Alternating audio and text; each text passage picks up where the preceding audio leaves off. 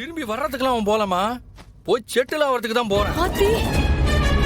தங்கம் சிவபாலா எங்கப்பா போகுது? மும்பை போறோமா?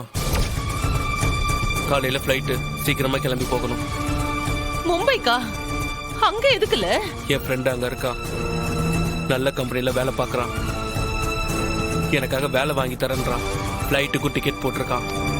நான் காலையில கிளம்புறேன். வேலை கிடைச்சா அவன் அங்கேயே இருந்துருவானாமா? அதுக்கு தான் கிளம்பிட்டு நிக்கிறான். இல்ல சிவபாலா, என்னல இது? இங்க கவர்மெண்ட் பரீட்சை எல்லாம் எழுதுனியல, நிறைய வேலைக்கு ரிசல்ட் வரலன்னு வேற சொன்னியே. வீரா இங்க தானே இருக்கா? அம்புட்டிய விட்டுட்டு நீ பாட்டுக்கு மும்பைக்கு போனா என்னல அர்த்தம்? கொலைக்க தெரிஞ்சவன் அர்த்தம். இல்லே ஒத்தோட்டு, உனக்கு செலவுக்கு ஏதாவது பணம் வேணும்னா சொல்லு. இப்பவே அப்பமோ அக்கௌண்ட் ஒரு 20,000 ரூபாய் ஏற்றி விட்டுருவேன். உங்க வாய் வச்சுக்கிட்டு சும்மா இருக்க மாட்டீங்களா? பெத்த புள்ள ஊரை விட்டு போறேன்னு சொல்லுதான் உமக்கு கும்மரிச்ச போடுதோ? இல்ல சிவபாலா, வீராவை விடு. இந்த அம்மையை விட்டு போகுதியால? ஏம்ல இப்படி எல்லாம் செய்த? வேற என்னமா செய்ய?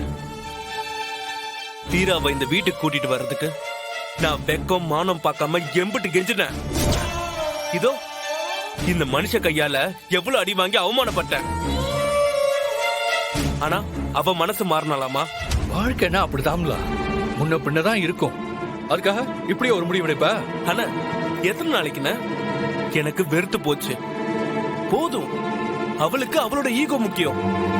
இதோ இந்த இருக்கிற இந்த மனுஷன், இவருக்கு இவரோட ஈகோ முக்கியம். என்னால என்னென்ன செய்ய முடியும்? ஐயோ, நான் அம்பட்டு பாடுபட்டனே. என் மதனி சூடாமணிக்கு நான் கொடுத்த வாக்கு இப்படி அம்போன்னு போகணும்? மா, அவ இங்க வரணும்னா அவ 1000 கண்டிஷன் போடுறா.